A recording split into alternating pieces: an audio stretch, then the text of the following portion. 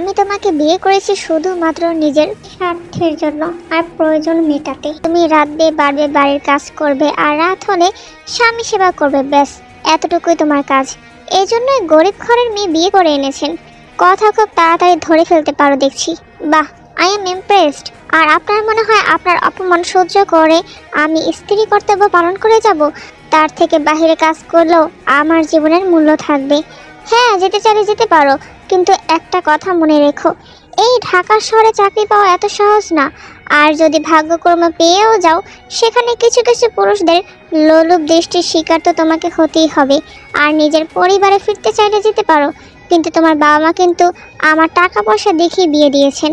আর তোমার কি মনে হয় আর্মির বড় পদে চাকরি করা একজন অফিসার তোমার মতো গরিব ঘরের মেয়েকে মাথায় তুলে রাখবে নাকি?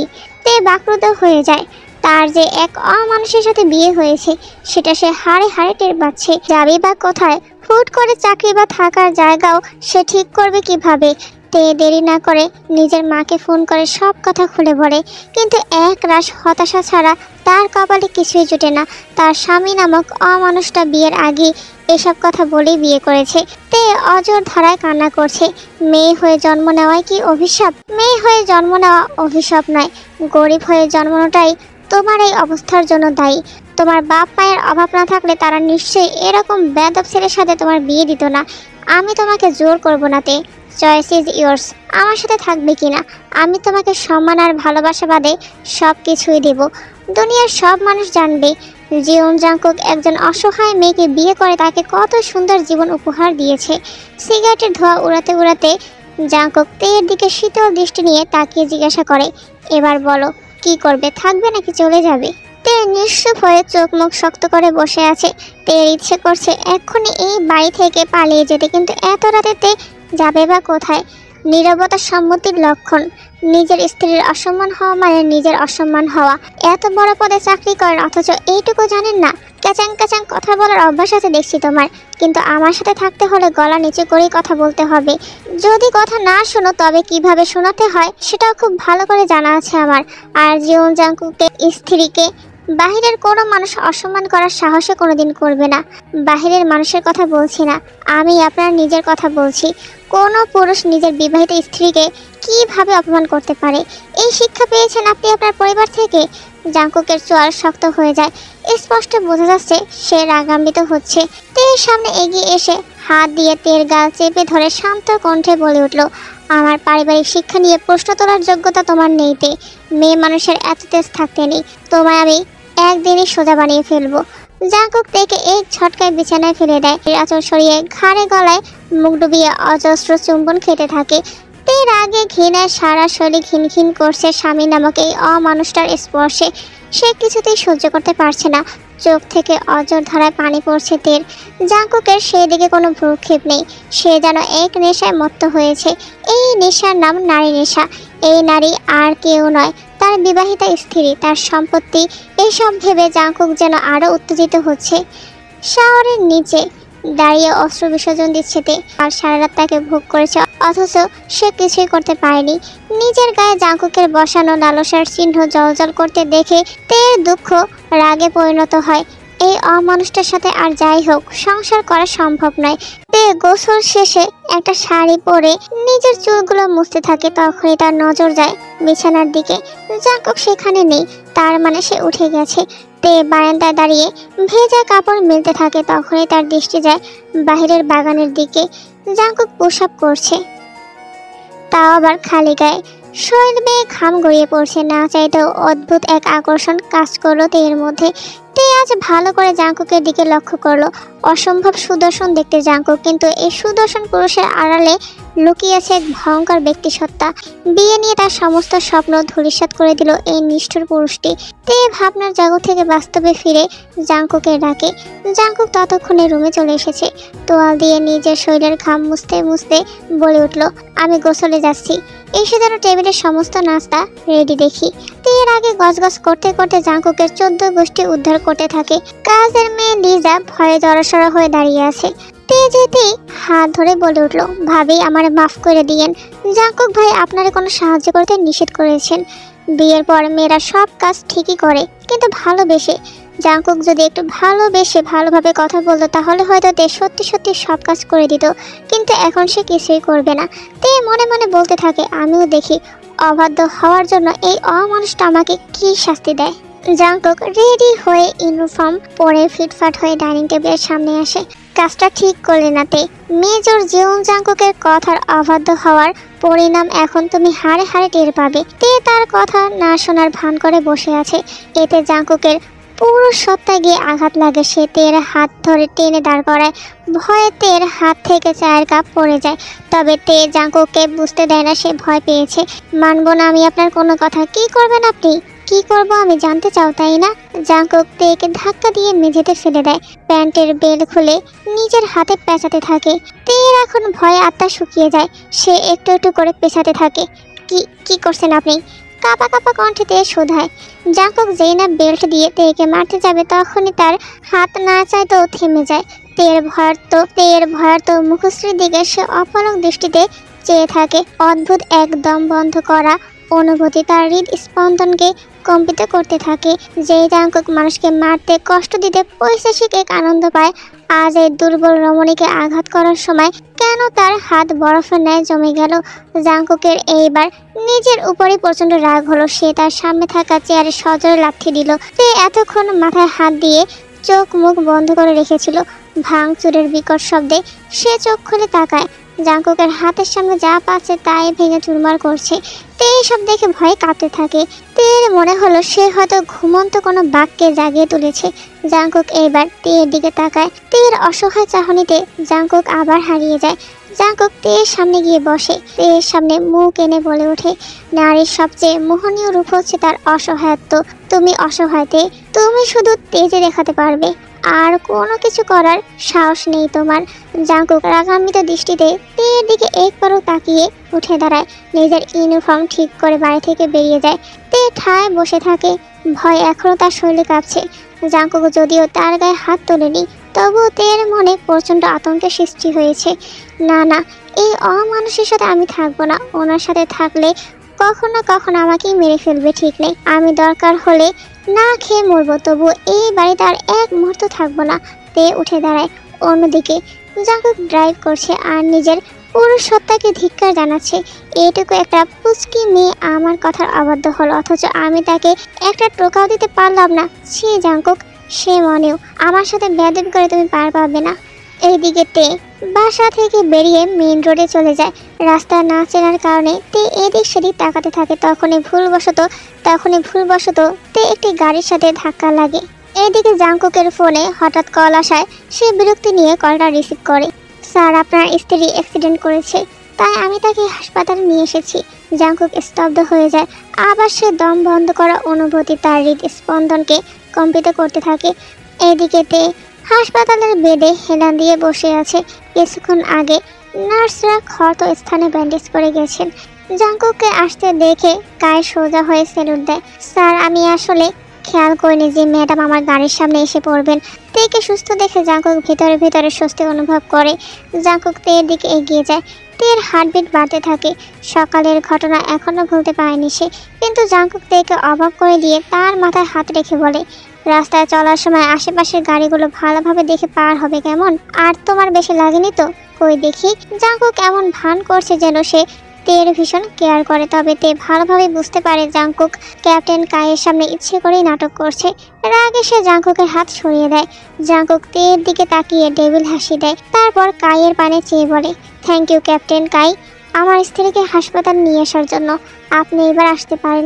এরই মধ্যে ডক্টর প্রবেশ করলো আর কাইকে উদ্দেশ্য করে বলল, আপনার ওয়াইফ ঠিক আছে, তবে পায়ে সামান্য ফ্র্যাকচার হয়েছে। আমরা মেডিসিন দিয়ে দিয়েছি।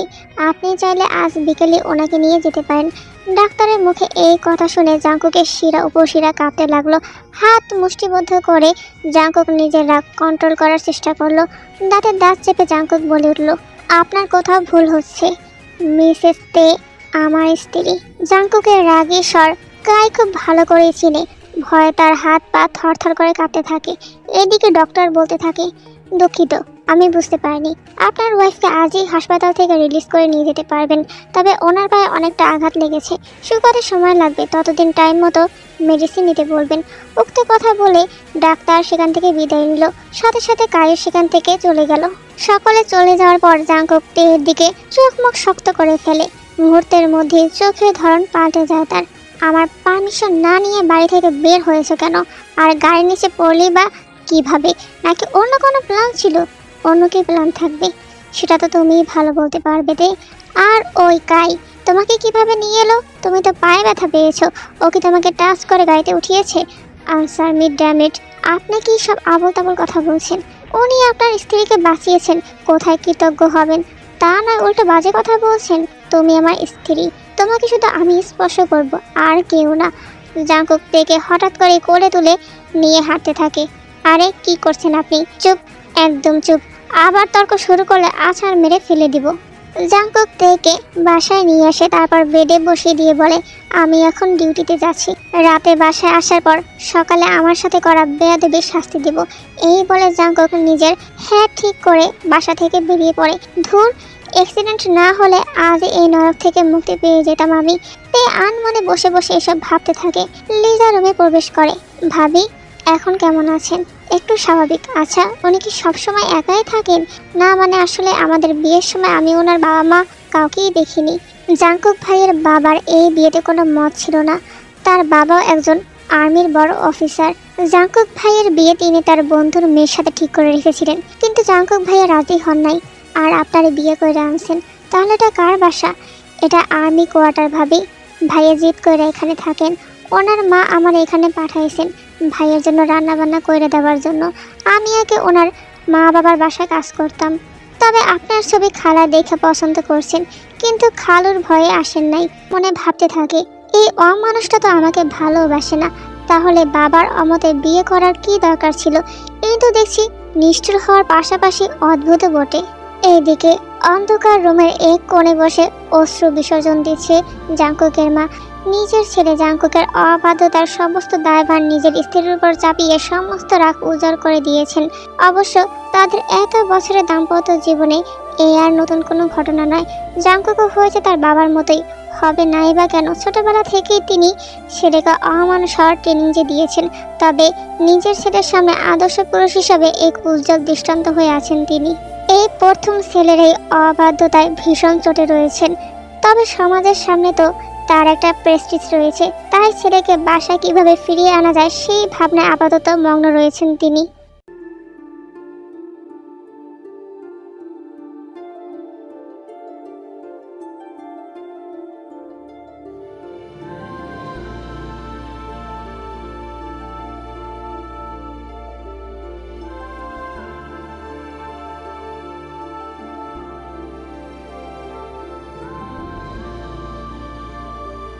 এইদিকে জাঙ্কুক বাসায় পৌঁছে ডাইনিং টেবিলের সমস্ত খাবার সাজানো দেখে মনে মনে খুশি হয়। তেজ তাহলে কম হচ্ছে এই সুন্দরী রমণী। জাঙ্কুক তেয়ের দিকে একবার তাকিয়ে ফ্রেশ হওয়ার জন্য চলে যায়। তবে ফ্রেশ হয়ে আসার পর খাবার মুখে দেওয়ার সাথে সাথে জাঙ্কুকের মুখের হাব ভাব চেঞ্জ হয়ে যায়। তে চোর ধরার মতো মুখ করে তাকিয়ে আছে। মনে মনে আল্লাহকে ডেকে চলেছে সে। খাবার কে বানিয়েছে? তে আমতা আমতা করে বলে উঠল, কেন আমি? তুমি কি আমাকে এতটাই বোকা ভাবো নাকি? লিজাকে দিয়ে রাধিয়ে নিজের নামে চালিয়ে দিচ্ছ? তে ভয়ে উঠে দৌড় দিতে নিলে ধপাস করে ফ্লোরে পড়ে যায়। জাঙ্কুক দৌড়ে তের কাছে চলে যায়। তেকে ব্যথায় কাতরাতে দেখে জাঙ্কুকের হৃদস্পন্দন আবার কম্পিত হতে থাকে। পাগল নাকি তুমি? দৌড় দিতে কে বলেছিল? জাঙ্কুক তেকে কোলে তুলে নিয়ে বিছানায় বসিয়ে দেয়। ব্যথার মেডিসিন তের হাতে ধরিয়ে কর্কশ কণ্ঠে শুধায়, ধরো, মেডিসিন লাগিয়ে আমাকে উদ্ধার করো। তারপর সেখান থেকে সরে বারান্দায় চলে যায়। এমনটা তো হওয়ার কথা নয়। যতই ভাবি অশান্তি করব, এই মেয়েকে শায়েস্তা করব, ততবারই কোনো না কোনো কারণে আমাকে পিছিয়ে যেতে হয়। এমনটা আর হতে দেওয়া যাবে না, না হলে আমার মাথায় চড়ে নাচবে। মেয়ে মানুষকে এত লাই দিতে নেই। জাঙ্কুক মনে মনে এগুলো ভেবে তের সামনে এগিয়ে যায়। তের হাতের মাঝে হাত রেখে তার গলায় মুখ গুজে তে জাঙ্কুককে সরিয়ে দেওয়ার ব্যর্থ চেষ্টা করতে থাকে। এখন না প্লিজ, আমার ভালো লাগছে না, আমাকে ছেড়ে দিন। আমি বাসরাতে তোমাকে ছেড়ে দেওয়ার চয়েস দিয়েছিলাম তে, তুমি যাওনি। এখন তুমি যেতে চাইলো, আমি যেতে দিব না। এখন আমার প্রতি রাতে তোমাকে চাইতে নেশা হয়ে গেছে আমার। তে এইবার কান্না করে দেয়, আমি অসুস্থ, প্লিজ ছেড়ে দিন। নড়াচড়া না করে চুপচাপ শুয়ে থাকো, তাহলে পায়ে ব্যথা পাবে না। তে রাগে ক্ষোভে চোখ মুখ বন্ধ করে ফেলে। জানলা থেকে আসা চাঁদের মৃদু আলোয় তেকে অপরূপ লাগছে।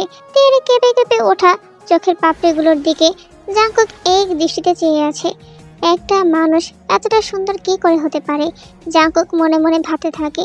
জাঙ্কুক তেকে আর কথা বলার সুযোগ দেয় না। তের উষ্ট নিজের আয়ত্তে করে নেয় আর নিজের অধিকার আদায়ে ব্যস্ত হয়ে পড়ে।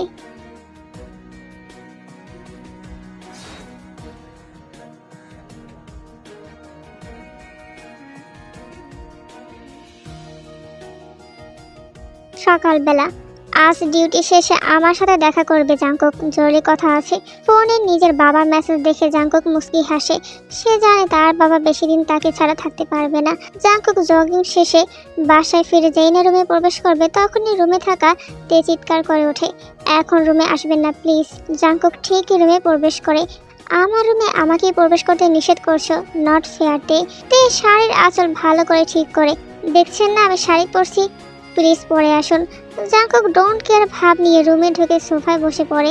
তের আগে গজগজ করতে থাকে, এই লিজাটাও কোথায় গেল? এখন আমি শাড়ির কুচি ঠিক করব কিভাবে? তে আর চোখে জাঙ্কুকের দিকে তাকায়। জাঙ্কুক সোফায় বসে নিউজ পেপার পড়ছিল। শুনুন না, আমার শাড়ির কুচিটা একটু ঠিক করে দিন প্লিজ। আমি তোমাকে বিয়ে করে এনেছি নিজের কাজ কাম করে দেওয়ার জন্য, আর তুমি কিনা আমাকে দিয়ে নিজের কাজ করাতে চাচ্ছ? লিসেন কেয়ারফুলি, জীবন জাঙ্কুক কখনো মেয়ের সামনে ঝুঁকে না। আমি আপনাকে ঝুঁকতে কোথায় বলছি? আমি বলছি শাড়ির কুচিটা একটু ঠিক করে দিতে। হ্যাঁ তো শাড়ির কুচি ঠিক করতেও তো ঝুঁকতে হবে। তে মুখ ভেঙচি দিয়ে জাঙ্কুককে মনে মনে গালি দিতে থাকে, বেটা খাটাস, সাধে কি অমানুষ বলি, নিষ্ঠুর কোথাকার। তে মাথা এইবার একটা দুষ্ট বুদ্ধি আসে, পায়ে হাত দিয়ে ব্যথার নাটক করতে থাকে। ও মা গো কি ব্যথা! ইস! জাঙ্কুক নিউজ পেপার পড়ার বাহানায় আর চোখে তেকে দেখছিল। তের ব্যথার কাতর কণ্ঠ শুনে জাঙ্কুকের মায়া হয়। ভেতর ভেতর তেকে সাহায্য করার ইচ্ছে থাকলেও নিজের পুরুষ সত্তার ইগোর রক্ষার্থে সে চুপচাপ বসে থাকে। তে জাঙ্কুককে একইভাবে বসে থাকতে দেখে আবারও গলার স্বর আরো করুণ করে হায় হুতাশ করতে থাকে। জাঙ্কুক এইবার নিজের ইগো বিসর্জন দিয়ে বাধ্য হয়ে তের সামনে গিয়ে তে শাড়ির কুচি ঠিক করে দিতে থাকে। কুচি গুজে দেওয়ার সময় পেটে জাঙ্কুকের হাতের স্পর্শ পেয়ে তে কেঁপে ওঠে। জাঙ্কুকের হাত খামচে ধরে।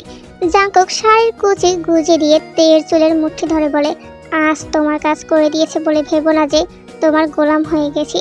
জাঙ্কুক মূলত নিজের ইগো স্যাটিসফাইড করার জন্যই তের সাথে এমন আচরণ করছে। তেও জাঙ্কুককে পাল্টা জবাব দিতে নিলে তার চোখ পড়ে জাঙ্কুকের ঠোঁটের দিকে। ঠোঁটের এক পাশে রক্ত জমাট বেঁধে লাল হয়ে গেছে। তের মনে পড়ে কাল রাতে জাঙ্কুক তার সাথে জোর করার কারণে সে জাঙ্কুকের ঠোঁটে জোরে কামড় বসিয়ে দিয়েছিল। তের মনে মনে খারাপ লাগে। তে জাঙ্কুকের ঠোঁটের কাটা জায়গায় হাত দিয়ে দেখতে থাকে। আচমকা জাঙ্কুকের সেই কাটা জায়গায় নিজের অধর স্পর্শ করে। তের এহেন আচরণে জাঙ্কুক বাকরুদ্ধ হয়ে যায়। যে হাত দিয়ে তের চুল ধরে রেখেছিল জাঙ্কুক, সেই হাতের বাঁধন হালকা হতে থাকে। হঠাৎ তের হুঁশ ফিরে এলে সে জাঙ্কুকের অধর ছেড়ে লজ্জায় আড়ষ্ট হয়ে যায়। তবে ততক্ষণে জাঙ্কুক এই ঘোরের মধ্যে চলে গিয়েছিল।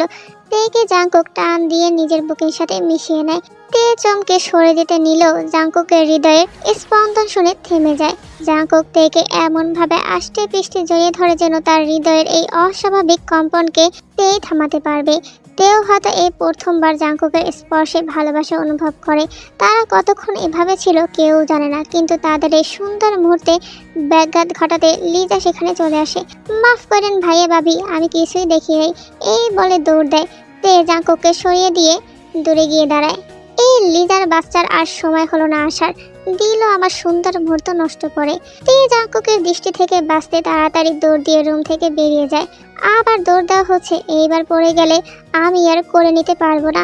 তে ভেঙচি কেটে রান্নাঘরের সামনে গিয়ে জোরে জোরে নিঃশ্বাস নিতে থাকে। আরে ভাবি লজ্জা পাইয়েন না, প্রথম প্রথম এমনই হয়। আমিও আমার বিয়ের প্রথম এমনই লজ্জা লাল হয়ে থাকতাম। এই বলে লিজার দুই হাত দিয়ে নিজের মুখ ঢেকে ফেলে। লিজার এরূপ কাণ্ড দেখে তে খিলখিল করে হেসে ওঠে। জাঙ্কুক তখন রান্নাঘরের পাশ দিয়ে যাচ্ছিল। তের হাসির শব্দ শুনে সে থমকে দাঁড়ায়। তের হাসি মাখা মুখ আজই জাঙ্কুক প্রথম দেখলো। অদ্ভুত এক ভালো লাগা দোলা দিল তার মনে। অজান্তেই জাঙ্কুকের ঠোঁটের কোনো হাসি ফুটে উঠল। তে পিছনে ফিরে তাকাতেই জাঙ্কুক আবার নিজের মুখে বিরক্তি নিয়ে আসলো। নাস্তা না করেই বেরিয়ে পড়লো। জাঙ্কুক জানে তে রান্না করবে না জিদ করে, তবে আজ কেন জানি তার তের সাথে অহেতুক ঝগড়ায় জড়াতে ইচ্ছে করছে না। দেখেছো লিজা, কেমন কাঠখোট্টা তোমার জাঙ্কুক ভাই, আমার হাসি সহ্য করতে না পেরে নাস্তা না করেই বেরিয়ে গেছে। এদিকে জাঙ্কুক তার বাবার সাথে দেখা করতে চলে আসে। আমাকে না জানিয়ে হুট করে এক অসপাড়া গায়ের মেয়েকে বিয়ে করে এনে তাকে সরকারি কোয়ার্টারে উঠিয়েছো, এরকম হঠকারের সিদ্ধান্ত তুমি কিভাবে নিতে পারলে জাঙ্কুক? কি সমস্যা ছিল ওই মেয়েটার মধ্যে যেটাকে আমি ঠিক করেছিলাম? তোমার জন্য পারফেক্ট ম্যাচ ছিল সে। বাবা, আমি ওকে কখনোই বিয়ে করতে চাইনি, এটা তুমি খুব ভালো করেই জানো, আর আমিও এটা ওকে ক্লিয়ার করে দিয়েছিলাম। তাই বলে অজপাড়া গায়ের এক গরিব ঘরের মেয়েকে বিয়ে করে ফেলবে? সে কি এত বড় বংশের বউ হবার যোগ্য? বাবা, এ তো আর বাড়ির বাইরে যাবে না, থাকবে তো ঘরের ভিতরেই। তাহলে এত যোগ্যতা থেকেই বা কী লাভ? আর তাছাড়া আমি ইচ্ছে করে খুঁজে এরকম গরিব অসহায় মেয়েকে বিয়ে করেছি, যাতে আমার কথা মতো তাকে চালাতে পারি। সুগা অবাক হয়ে যায়। তার ছেলে তো নিষ্ঠুরতায় তার থেকেও 1 ডিগ্রি উপরে। মনে মনে ছেলেকে বাহবা দিতে ভুললেন না তিনি। কালই তোমার বউকে বাসায় নিয়ে আসবে। বাড়ির বউ বাড়ির বাইরে থাকলে ভালো দেখায় না। সকালবেলা তে সুন্দর করে শাড়ি পরে তৈরি হয়ে নেয়। আছে ভীষণ খুশি। তে মনে মনে ভাবে শ্বশুর বাড়িতে গেলে হয়তো জাঙ্কুকের নিষ্ঠুরতা থেকে খানিকটা রেহাই পাবে সে। এদিকে বাসায় বসে নিজের ছেলে আর পুত্রবধূর জন্য অপেক্ষা করছে যেহব। কলিং বেলের শব্দে ধ্যান ভাঙে। দরজাটা খুলে দেয়। জাঙ্কুক আর তে একসাথে দাঁড়িয়েছে। মার্শাল্লাহ, কত মিষ্টি দেখতে একটা পুতুল নিয়ে এসেছিস জাঙ্কুক। জাঙ্কুক মায়ের কথা তেমন পাত্তা না দিয়ে ঘরের ভিতর ঢুকে যায়। সিঁড়ি বেয়ে উপরে উঠতে উঠতে বলে, আমি ফ্রেশ হতে যাচ্ছি মা, পারলে তোমার পুত্রবধূকে কিছু ম্যানার শিখিয়ে দিও। তে অবাক হয়ে যায়। নিজের মায়ের সাথে এতটা রুষ্ট, সে নিজের বিবাহিত স্ত্রীর সাথে বা কি ভালো ব্যবহার করবে? তেকে নিজের হাতের বালা খুলে পরিয়ে দেয় যেহব। কিছুক্ষণ পরেই সুগা বাড়িতে প্রবেশ করে। তে, ইনি হচ্ছেন তোমার শ্বশুর মশাই, এসো সালাম করো। তে এসে সালাম করলেও সুগা কোনো প্রতিক্রিয়া করে না। ওটা বলতে থাকে, শোনো মেয়ে, আমার ছেলে এক প্রকার আমার অমতে এই বিয়েটা করেছে। যদিও তোমার মতো অজপাড়া গায়ের মেয়ের এই বাড়ির বউ হবার কোনো যোগ্যতাই নেই, তবুও আমি তোমাকে এই বাড়িতে আসার অনুমতি দিয়েছি। এই বাড়ির কিছু নিয়ম কানুন রয়েছে, যা যেহব তোমাকে শিখিয়ে দেবে। মেয়ে মানুষের মতোই থাকবে। নিজের সীমা অতিক্রম করার চেষ্টা করবে না, আর কোনো রকম খাপছাড়া আচরণ করবে না। এই বলে সুগা সেখান থেকে সরাসরি নিজের রুমে চলে যায়। তে ঠায় দাঁড়িয়ে থাকে। এ কোন অজানা নরকে সে এসে পড়লো। মনের মধ্যে যে আশার আলো জ্বলে উঠেছিল সেটাও নিভে যায়। তে আন মনে সিঁড়ি বেয়ে উপরে উঠতে থাকে। তে জাঙ্কুকের রুমের সামনে এসে ঠায় দাঁড়িয়ে থাকে। তেকে দাঁড়িয়ে থাকে দেখে জাঙ্কুক তাড়া দিয়ে বলতে থাকে, কি হলো, তোমাকে কি আলাদা করে ভিতরে আসার জন্য দাওয়াত দিতে হবে? তে রুমের ভিতর প্রবেশ করেই বলে উঠল, আমি আপনার সাথে সংসার করতে পারবো না, আমি তালাক চাই। আমাকে প্লিজ এই নরক থেকে মুক্তি দিন। তের কথা শুনে জাঙ্কুক হতবাক হয়ে যায়। অজান্তেই মনের ভিতর অদ্ভুত এক অস্থিরতা কাজ করে, যা প্রচণ্ড রাগের রূপ নেয়। শ্বশুর বাড়িতে প্রবেশ করলে 1 মিনিটও হলো না, আর এখনই এসব ফালতু কথাবার্তা বলছো। এখন তোমাকে আমার সাথেই থাকতে হবে তে। তোমাকে এখন আমার চাই, শুধু একটা শৈলের প্রয়োজন। আমি চলে গেলেই বা আপনার মতো বড়লোকদের ক্ষতি কি? তের এহেন কটু বাক্য শুনে রাগে জাঙ্কুকের মাথা আউট হয়ে যায়। তের গাল চেপে ধরে জাঙ্কুক দাঁতে দাঁত চেপে বলে ওঠে, আমার থেকে তালাক নিয়ে তুমি কি করবে? অন্য কারোর সাথে সংসার করবে? তোমাকে আমার সাথেই থাকতে হবে। আমি ডিসাইড করব আমি কার সাথে থাকবো আর কার সাথে থাকবো না। জাঙ্কুক তের গাল জোরে চেপে ধরায়। তের ফর্সা গাল লাল বর্ণ ধারণ করে, যা দেখে জাঙ্কুকের তের প্রতি মায়া হয়। জাঙ্কুক তেকে ছেড়ে দিয়ে গাড়ি নিয়ে বেরিয়ে পড়ে। তে ধপ করে বিছানায় বসে পড়ে, অজর ধারায় কান্না করতে থাকে। জাঙ্কুককে বাড়ি থেকে বেরিয়ে যেতে দেখে যেহব কিছুটা আঁচ করতে পারলো। সাথে সাথে তের কাছে ছুটে গিয়ে তেকে বুকের সাথে জড়িয়ে ধরলো। আজ থেকে অনেক বছর আগে আমিও ঠিক তোমার জায়গায় ছিলাম তে। এরকমই অসহায় মেয়েরা চাইলেও সব ছেড়ে চলে যেতে পারে না। কেন জানো? এই সমাজের জন্যই। আমি ভাবতেও পারিনি জাঙ্কুকটাও একদিন তার বাবার মতোই হয়ে যাবে। কিন্তু বিশ্বাস করো, আমার জাঙ্কুক আগে এমন ছিল না। ছোটবেলায় ওর মন ভীষণ নরম ছিল, কিন্তু জাঙ্কুকের বাবা তার সাথে প্রচুর স্ট্রিক্ট ছিলেন। জাঙ্কুককে তিনিই বুঝিয়েছিলেন এটাই পুরুষত্ব। ছোট থাকে জাঙ্কুক কান্নাকাটি করতে নিলে তার বাবা তাকে কাঁদতেও দিতেন না। এক উগ্র পুরুষতান্ত্রিক মনোভাব রয়েছে তোমার শ্বশুরের। ছেলেকেও সেটাই শিখিয়েছে। তবে তুমি জানো, ওনার বন্ধুর মেয়ের সাথে ওর যখন বিয়ে ঠিক করা হয়, তখন জীবনে প্রথমবার জাঙ্কুক তার বাবার অবাধ্য হয়েছিল। তোমাকে পছন্দ করে বলেই তো জাঙ্কুক তোমাকে বিয়ে করে এই বাড়িতে নিয়ে এসেছে। না মামুনি, আপনার ছেলে পছন্দ করে আমাকে বিয়ে করে আনেনি, সে আমাকে বিয়ে করেছে আমার অসহায়ত্ব দেখে, ভেবেছে আমার সাথে যেমন খুশি তেমন আচরণ করবে। আপনি এত অত্যাচার সহ্য করে সংসার করেছেন ঠিকই, কিন্তু আমি পারবো না। আপনার ছেলে যদি আমাকে এখানে থাকতে বাধ্য করে তবে আমিও তার কোনো কথা শুনবো না মামনি। ঠিক আছে মা, একটু শান্ত হওয়ার চেষ্টা করো। এদিকে জাংকুক প্রায় অনেকক্ষণ সৈনিকদের ছাড়ি দিয়ে নিজের মনের ঝাল মেটালো। এইদিকে জাংকুকের মা তের জন্য খাবার আনতে গিয়ে জাংকুকের বাবার কাছে বেশ কয়েকটা ঝাড়ি খেতে হয়। সুগার চিল্লাচিল্লি শুনে তে নিচে নেমে আসে। সুগা তের দিকে এগিয়ে এসে যেই না তেকে চড় মারতে যাবে, জেহব তের সামনে গিয়ে দাঁড়ায়, যার কারণে চড়টা তের গায়ে না লেগে জেহবের গায়ে লাগে। তে হতবাক হয়ে যায়। সুগা আরো কয়েকটা কটু বাক্য বলে চলে যায়। পুরো সময় জেহব তেকে জড়িয়ে ধরে রেখেছিল যাতে তার গায়ে আঁচড় না লাগে। তে মা, তুমি ঘরে যাও, তোমাকে এই বাড়ি থেকে অত্যাচার সহ্য করতে হবে না। জাংকুকের বাবা বের হয়ে যাওয়ার পর তোমাকে এই বাড়ি থেকে বের হতে সাহায্য করব। না মামনি, আমি এখন আর নিজের সমস্যা থেকে পালানোর চেষ্টা করব না। ধরলাম, আমি চলেও গেলাম, তারপর আরেকটা অসহায় মেয়েকে ধরে এনে একইভাবে কষ্ট দেওয়া হবে। এই অত্যাচারের অবসান হওয়াটা জরুরি মামনি, আমি কোথাও যাব না। চিন্তা করো না মামনি, আমি আর মুখে কিছুই বলবো না, তবে কিছু তো একটা আমি করবই। তে সুন্দর করে রান্না করে টেবিলে খাবার সাজাতে থাকে।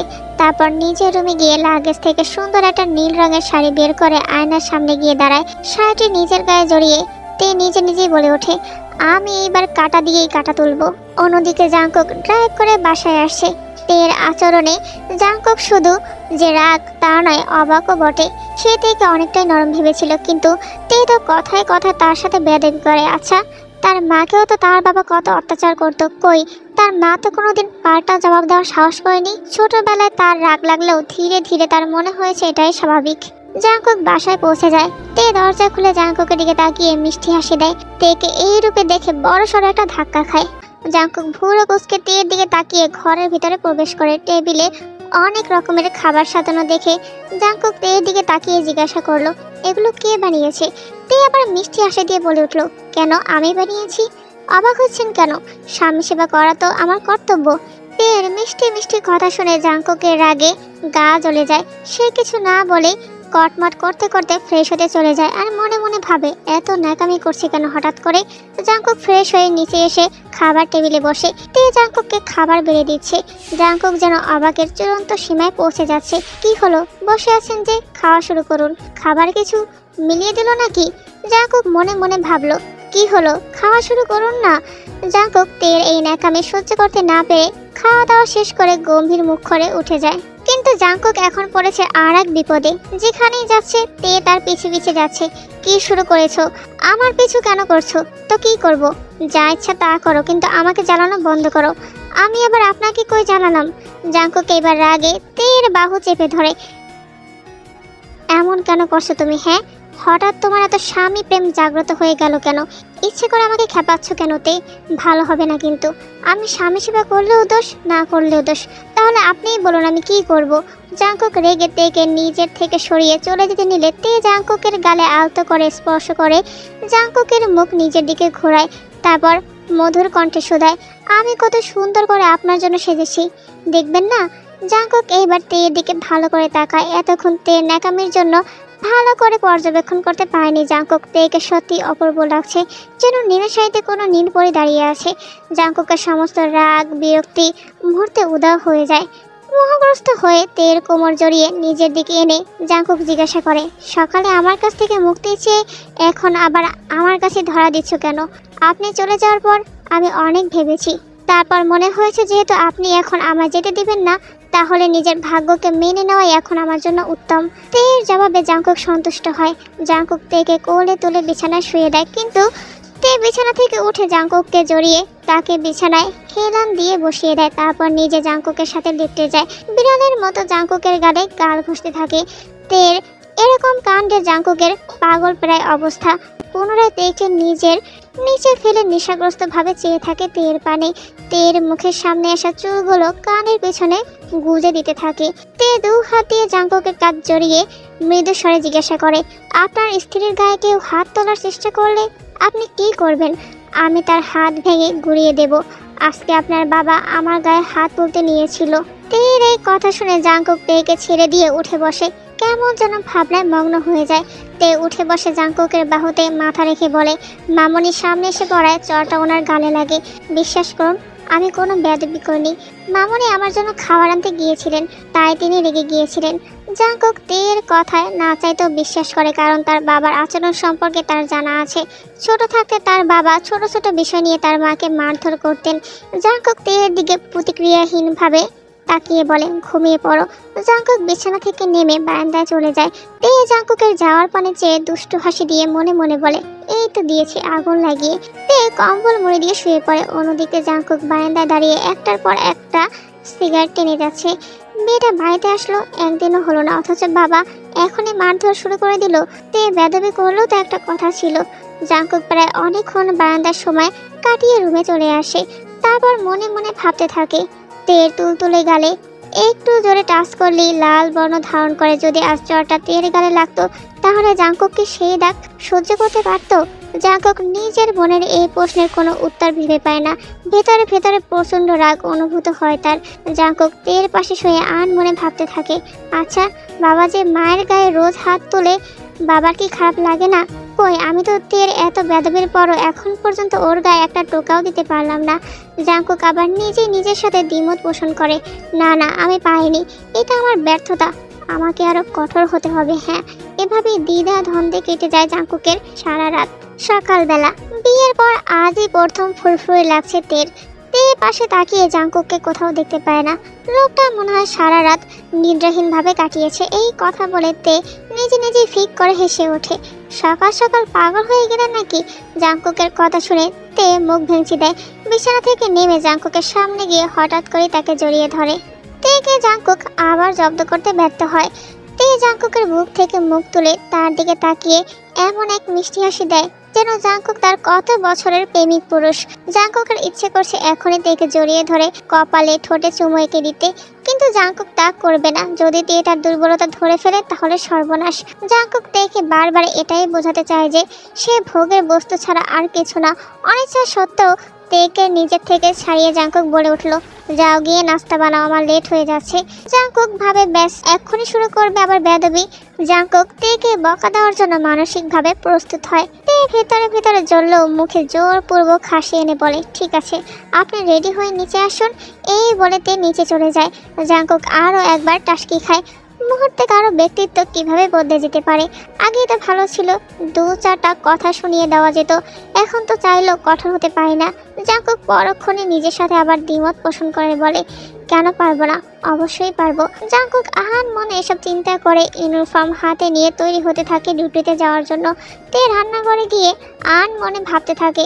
কিছুক্ষণ পর তে লিজাকে এই বাসায় আসতে দেখে খুশি হয়। টেবিলে খাবার সাজিয়ে রাখার সময় তে লিজার দৃষ্টির আড়ালে সুগার প্লেটের মধ্যে লবণের পরিমাণ বেশি দিয়ে দেয়। তে সবাইকে খাবার সার্ভ করতে থাকে। সুগা খাবার মুখে দিয়ে অকাক করে সব খাবার ফেলে দেয়। এ কি অখাদ্য বানিয়েছো, লবণ দিয়ে ভরে দিয়েছো, বাপ মা কি রান্না বান্নাও শিখেনি? আহাম্মক মেয়ে। জাংকুক অবাক হয়ে তার বাবার দিকে চেয়ে থাকে। রান্না তো ঠিকই হয়েছে, তাহলে কি তার বাবা ইচ্ছে করে আবার অশান্তি করছেন? এ কি মেয়ে বিয়ে করে এনেছো তুমি? কিছুই তো পারে না। সকাল সকাল মেজাজ খারাপ করে দিল। সুগা ভেবেছিল হয়তো জাংকুক এখনই তেকে ঠাটিয়ে চড় মারবে, কিন্তু জাংকুক তেকে কিছুই বলে না। উল্টো গম্ভীর কণ্ঠে লিজাকে ডাক দিয়ে বলে অন্য কিছু বানিয়ে দিতে বাবার জন্য। ছেলের এই আচরণে সুগা অবাক হয়ে যায়। সুগার ইচ্ছে হলো তেকে মেরে শায়েস্তা করতে, কিন্তু ছেলের সামনে কিভাবে ছেলের বউয়ের গায়ে হাত তুলবেন, তাই রাগে কটমট করা ছাড়া আর কোনো উপায় হলো না। জাংকুক খেতে নিলে সুগা আবার বলে উঠলেন, এই অখাদ্য খাবার খাচ্ছ কেন জাংকুক? আমি ইদানিং লবণ একটু বেশিই খাই বাবা। এই ভয় পাওয়া নাটক করে মাঝে মাঝে মুসকি মুসকি হাসছিল। খাবার শেষ হওয়ার পর জাংকুক ডিউটিতে যাওয়ার জন্য বের হতে গিয়েও তের পানে একবার তাকিয়ে বলে, আমি বের হচ্ছি তে।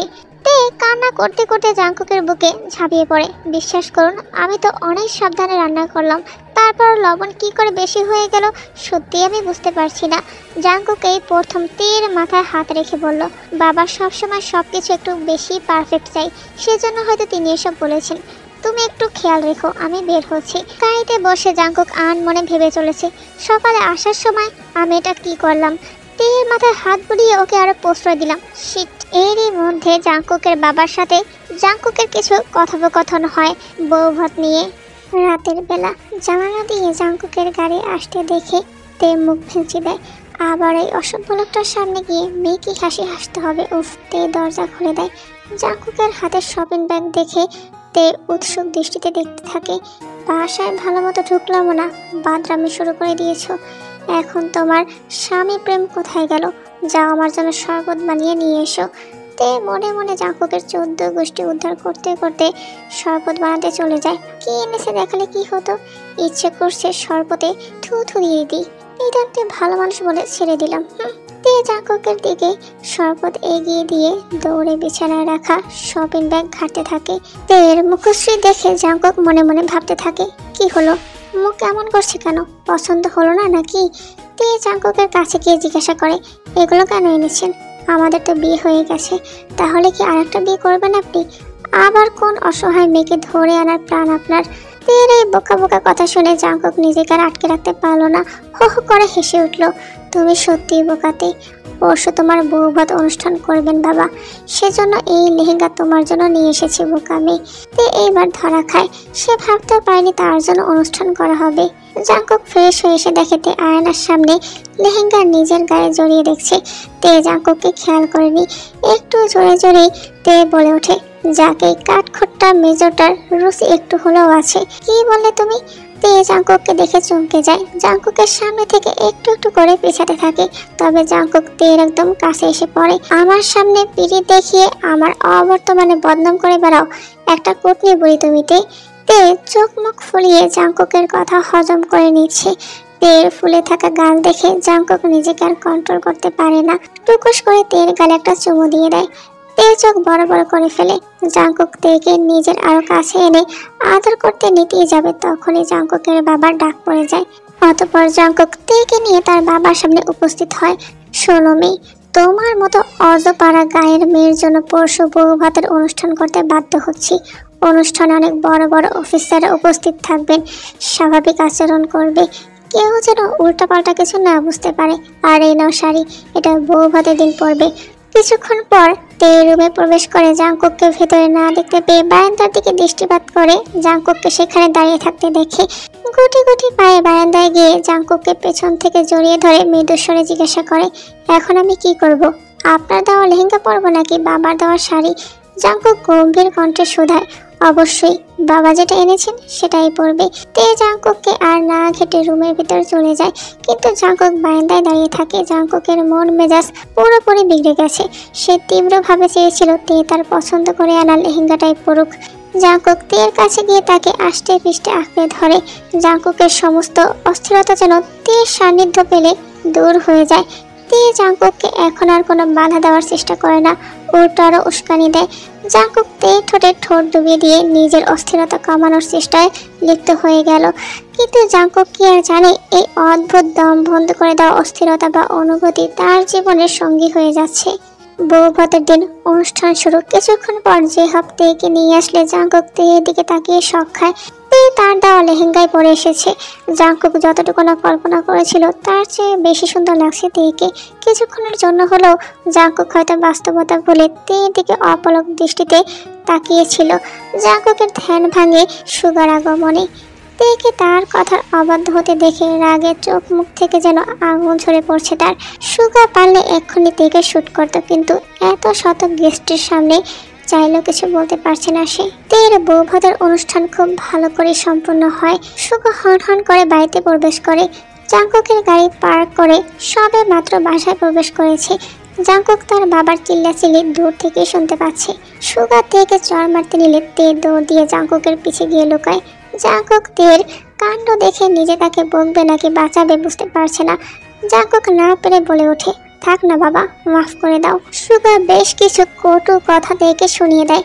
তে জাংকুকের পিছনে দাঁড়িয়ে থেকে চাটাং চাটাং করে বলে ওঠে, আপনার ছেলেই আমাকে এই লেহেঙ্গা এনে দিয়েছে। আচমকা তের এই কথায় জাংকুক তবদা খেয়ে যায়। জাংকুক পিছনে ফিরে রাগে দৃষ্টিতে তের পানে তাকায়। তে হয়তো আমার কথা বুঝতে পারেনি, আমি দুঃখিত বাবা। তের হয়ে আমি মাফ চাচ্ছি, ওকে যা শাস্তি দেওয়ার আমি দেব বাবা। জাংকুক দাঁতে দাঁত চেপে তের হাত ধরে বলে, চলো আজকে তোমার তেজ আমি মেটাচ্ছি। জাংকুক টানতে টানতে তেকে নিজের রুমে নিয়ে এসে দরজা লক করে দেয়। জাঙ্কুক তের একদম কাছে চলে আসলে তে অজ্ঞান হয়ে পড়ে যাওয়ার নাটক করে। আচমকা তেকে অজ্ঞান হয়ে পড়ে যেতে দেখে জাঙ্কুক আতঙ্কিত হয়ে সাথে সাথে তেকে ধরে ফেলে। তেকে নিজের বুকে টেনে জাঙ্কুক তের গালে হাত দিয়ে ডাকতে শুরু করে, কিন্তু তের কোনো সাড়া শব্দ পায় না। জাঙ্কুক আর না পেরে তার মাকে ডেকে আনলো। যেহব তের মাথায় হাত রেখে পানির ঝাপটা দিতে থাকে। তে এবার চোখ খুলে পিটপিট করে তাকায়। জাঙ্কুকের যেন জান চলে আসে। যেহব তেকে উঠিয়ে পানি খাওয়ায়। তেকে আর কিছু বলিস না জাঙ্কুক। যেহব তের মাথায় হাত বুলিয়ে চলে যায়। জাঙ্কুক দরজা লাগিয়ে তের দিকে এগিয়ে এসে হঠাৎ করে তেকে শক্ত করে জড়িয়ে ধরে। তে অবাক হয়ে যায় জাঙ্কুকের কাণ্ড দেখে। তে এতদিনে জাঙ্কুককে যতটুকু চিনেছে, জাঙ্কুককে সবসময় তার হৃদয়হীন নিষ্ঠুর অমানুষই মনে হয়েছে, কিন্তু আজ কেন যেন জাঙ্কুকের সেই ব্যক্তিত্বের সাথে তার আচরণ খাপ খাচ্ছে না। জাঙ্কুকের হঠাৎ হুঁশ ফিরে আসলে সে তেকে ছেড়ে সোজা হয়ে দাঁড়ায়। জাঙ্কুকের এই মুহূর্তে প্রচণ্ড অস্বস্তিকর বোধ হচ্ছে। তের প্রতি এই অদ্ভুত দুর্বলতা জাঙ্কুক নিজেও মেনে নিতে পারছে না। নীরবতা ভেঙে তে বলে ওঠে, কি হয়েছে? আপনি কি ভয় পেয়ে গিয়েছিলেন? অস্থির হয়ে আমাকে জড়িয়ে ধরলেন কেন? আপনি তো আমাকে ভালোবাসেন না। অবান্তর প্রশ্ন করা বন্ধ করে মূল কথায় আসো। তুমি বাবার সাথে এত বড় বেয়াদবি করার সাহস কি করে পেলে? আপনি তো বলেছিলেন আপনার সাথে থাকলে আপনার পছন্দ মতো চলতে হবে। ওই লেহেঙ্গা তো আপনিই আমার জন্য পছন্দ করে এনেছিলেন। আমাকে কার রাতে কি বলেছিলাম মনে নেই? তোমার জন্য বাবার সামনে আমাকে কতটা লজ্জায় পড়তে হয়েছে সেটা সম্পর্কে কোনো আইডিয়া আছে তোমার? তে একদম আমার সাথে তর্ক করবে না। যাও কাপড় পাল্টে শুয়ে পড়ো। জাঙ্কুক নিজের অনুভূতি প্রকাশ করতে না পেরে মেয়েকে রাগ দেখাচ্ছে, যেটা তেও আজ করতে পারছে। তে আর কথা না বাড়িয়ে ফ্রেশ হতে চলে যায়। তে যাওয়ার পর জাঙ্কুক ধপ করে বিছানায় শুয়ে পড়ে। এই মেয়ে তো তাকে সত্যি সত্যি ভয় পাইয়ে দিয়েছিল। জাঙ্কুকের বাবা এক অভিযানের জন্য বাইরে যাওয়ার জন্য প্রস্তুতি নিচ্ছেন। যাওয়ার আগে ছেলেকে খুব পরামর্শ দিয়ে গেছেন। বাসায় কোনো নেগেটিভ এনার্জি না থাকার কারণে এই কয়েকদিনে তে খুব ভালো মতোই জাঙ্কুকের ব্রেন ওয়াশ করার চেষ্টা করে যাচ্ছে। প্রায় 1.5 মাস পর সুগা আবার বাসায় ফিরল, আর এসে বাড়িতে আবার সেই ঝামেলা শুরু হয়ে গেল। জাঙ্কুক ড্রাইভ করছে আর রাগে ফুঁসছে। কি হতো সবাই একসাথে বসে খাবার খেলে? আস্ততে কোনো বেদবিও করেনি। কি সুন্দর করে রান্না করে সাজিয়েছিল বাবার জন্য। অন্যমনস্ক হয়ে ড্রাইভ করার কারণে জাঙ্কুকের সামনে থেকে আসা গাড়ি খেয়াল করে না, যার কারণে জাঙ্কুকের গাড়ির অ্যাক্সিডেন্ট হয়ে যায়। তবে ট্রেনিং থাকার কারণে জাঙ্কুক শেষ মুহূর্তে কোনো রকম গাড়ি ব্রেক করে গাড়ির ভেতর থেকে বেরিয়ে যায়, কিন্তু সারা শরীরে প্রচণ্ড ব্যথা পায়। জাঙ্কুক কোনো রকম পকেট থেকে ফোন বের করে কাইকে সেই স্থানে আসতে বলে। অতঃপর জাঙ্কুককে হসপিটালে নিয়ে যাওয়া হয়। জাঙ্কুকের হাতে প্লাস্টার করা হয়েছে। জাঙ্কুক তার বাবা মাকে দেখতে পেল, তেকে দেখতে পেল না। নিজের অনুভূতি চেপে না রেখে জাঙ্কুক এক প্রকার অস্থির হয়ে শুধায়, মা তে কোথায়? ও আসেনি কেন? ওকে নিয়ে আসো প্লিজ। সুগা কর্কশ কণ্ঠে তের নামে কটু কথা বলতে থাকে, কিন্তু তার কটু কথা বেশিক্ষণ টিকলো না। এরই মধ্যে তেও কেবিনের দরজার সামনে চলে আসলো। মিথ্যে কথা কেন বলছেন বাবা? আপনি তো আমাকে গাড়িতে করে আসতে দিলেন না। এতক্ষণ পর নিজের মনের কাঙ্ক্ষিত মানুষটাকে দেখে জাঙ্কুকের ঠোঁটের কোণে এক চিলতে হাসি ফুটে ওঠে। জাঙ্কুক অস্পষ্ট সুরে উচ্চারণ করে ওঠে, তে। তে জাঙ্কুকের পাশে গিয়ে বসে। আস্তে কোনো মেয়েকেই ভালোবাসা দেখাচ্ছে না, না একবারও কান্না করেছে সে, শুধু চুপচাপ জাঙ্কুকের পাশে গিয়ে বসে পড়ে। জাঙ্কুক সুগা আবার বকতে উদ্যত হলে তার বাবাকে থামিয়ে বলে, থাক না বাবা, তেকে কিছু বলো না। সকলে কেবিন থেকে চলে যাওয়ার পর জাঙ্কুক তের দিকে এক দৃষ্টিতে তাকিয়ে থাকে। জাঙ্কুক ভেবেছিল তে কান্না করতে করতে তাকে জড়িয়ে ধরবে, কিন্তু তেকে চুপচাপ প্রতিক্রিয়াহীনভাবে বসে থাকতে দেখে জাঙ্কুক ভেতরে ভেতরে প্রচণ্ড অভিমান অনুভব করে। কি হলো তে? কিছু বলবে না? তে এখন কি করবে বা বলবে বুঝতে পারছে না। তার মধ্যে মিশ্র অনুভূতি সৃষ্টি হয়েছে, কিন্তু তের মতে এটা সহানুভূতি ছাড়া অন্য কিছু নয়। কিভাবে অ্যাক্সিডেন্ট হলো আপনার? জাঙ্কুকের তের এরূপ প্রশ্ন আচরণ সহ্য হলো না। তার এই মুহূর্তে তের ভালোবাসা চাই। এক হাত দিয়ে টেনে জাঙ্কুক তেকে নিজের বুকের কাছে নিয়ে আসলো। এমন করছে কেন তে? আমাকে ভালোবাসো প্লিজ। জাঙ্কুকের এই মুহূর্তে এরকম আবদার শুনে তে বিস্ময়ে তাকিয়ে রইল জাঙ্কুকের পানে। তে এতদিন জাঙ্কুকের সাথে মিথ্যে ভালোবাসা আর টানের অভিনয় করলেও এই মুহূর্তে নিতান্তই মানবিক কারণে সে মেয়েকে ভালোবাসা দেখাতে পারছে না। জাঙ্কুক এখনো এক দৃষ্টিতেই তের পানে তাকিয়ে আছে। আপনি আমাকে ভালোবাসা আর সম্মান দিতে পারবেন না ঠিকই, কিন্তু তার বদলে আপনি নিজে সেই ভালোবাসা আর যত্ন পাওয়ার আশা করবেন। ব্যাপারটা হাস্যকর না? কিন্তু তুমি তো তারপর আমাকে ভালোবাসো, তাই না? আমি যাই, ডাক্তারের কাছ থেকে জেনে আসি আপনাকে কোন কোন ঔষধ খাওয়াতে হবে। উক্ত কথাগুলো বলে তে কেবিন থেকে বেরিয়ে গেল। জাংকুকের ইচ্ছে করছে এই মুহূর্তে সবকিছু ভেঙে চুরমার করে দিতে। তে কেন তার সামনে অনুভূতিহীন আচরণ করছে এটা সে কিছুতেই মেনে নিতে পারছে না। তার মতে তার স্ত্রী এখন তাকে ভালোবাসতেই হবে, কিন্তু জাংকুক প্রায় ভুলেই গেছে যে এই একই ভালোবাসা তেকে সে বিয়ের প্রথমেই দিতে অস্বীকার জানিয়েছিল। জাংকুককে রিলিজ দেওয়ার দিন সুগা জাংকুককে নিয়ে গাড়িতে উঠে বসে, তবে তেকে তিনি বসতে বলে না। অতঃপর জাংকুক নিজেই শোধালো তেকে, বাবা আমার গাড়িতে বসা হয়তো পছন্দ করবেন না। বাবা, তে গাড়িতে উঠলে কি সমস্যা? সুগা উপায় না পেয়ে তেকে গাড়িতে উঠে বসার জন্য বলল। জাংকুকের তের প্রতি এত কেয়ার দেখে সুগা ভিতরে ভিতরে রাগে ফুঁসছিল, তবে কোনো প্রতিক্রিয়া করতে পারলেন না। তে আর জাংকুক রুমে প্রবেশ করার পর, আপনার যা যা লাগবে একেবারে বলুন। জাংকুক এক হাত দিয়ে তের কোমর টেনে তাকে নিজের কোলে বসিয়ে দিল। তে ছটফট করে উঠে যেতে নিলে জাংকুক রাগ মিশ্রিত কণ্ঠে শোধালো, এমন ছোটাছুটি করছে কেন তে? তুমি এমন করছো যেন আগে কখনোই আমার কোলে বসনি। তে কথার প্রসঙ্গ পাল্টানোর চেষ্টা করে বলল, না মানে আপনার এমনিতেই শরীরের বিভিন্ন জায়গায় আঘাত লেগেছে, যদি ব্যথা অনুভব করেন তাই উঠে যাচ্ছি। কেয়ার করো তাহলে আমার। কাল থেকে এত দূরে দূরে কেন ছিলে? আর আমার প্রশ্নের উত্তর কিন্তু তুমি এড়িয়ে যাচ্ছ। তে কোনো প্রতিক্রিয়া না করে চুপ করে বসে থাকে। জাংকুক এই নীরবতা সহ্য করতে না পেরে তের গালে হাত দিয়ে তার অধরে অধর মিলিয়ে দিল। তে জাংকুককে নিজের থেকে ছাড়ানোর চেষ্টা করছে অনবরত, কিন্তু জাংকুকের সেদিকে হুঁশ নেই। সে তৃষ্ণার্তের মতো হঠাৎ চিল্লাচিল্লির আওয়াজে জাংকুকের ধ্যান ভাঙে। তে এই সুযোগে জাংকুকের থেকে সরে দাঁড়ালো। আপনার বাবা বোধহয় আবার মামুনিকে বকছেন। জাংকুকের এই মুহূর্তে সব কিছু থামাতে ইচ্ছে করলেও জড়তার কারণে সে কিছুই বলতে পারছে না। আপনি এখন কিছু বলছেন না, তবে এক পর্যায়ে ঠিকই বলবেন। আপনাকে দিয়ে প্রতিবাদ করাবো আমি। তে জাংকুকের দিকে তাকিয়ে মনে মনে ভাবতে থাকে। তে স্নিগ্ধ হাসি দিয়ে নিজে থেকে এবার জাংকুকের সামনে গিয়ে বসে। জাংকুক এতক্ষণ ভাবনায় মশগুল ছিল, তবে তেকে তার সামনে বসতে দেখে জাংকুক তের দিকে তাকায়। তে জাংকুকের গালে আলতো করে চুমু এঁকে দেয়। তারপর জাংকুককে খাইয়ে দিয়ে জাংকুকের বুকে আলতো করে মাথা রেখে মিষ্টি মিষ্টি কথা বলতে থাকে। জাংকুকও মুগ্ধ হয়ে তে সমস্ত কথা শুনছে। এইদিকে জাংকুকের বাবা সুগা নিজের রুমে পায়চারি করছেন। জাংকুকের হঠাৎ এভাবে বদলে যাওয়া তিনি কিছুতেই মেনে নিতে পারছেন না। আধিপত্য সাম্রাজ্যে ওই 2 দিনের মেয়ে এসে ভাঙন ধরাবে, এইটা তিনি কিছুতেই মেনে নেবেন না।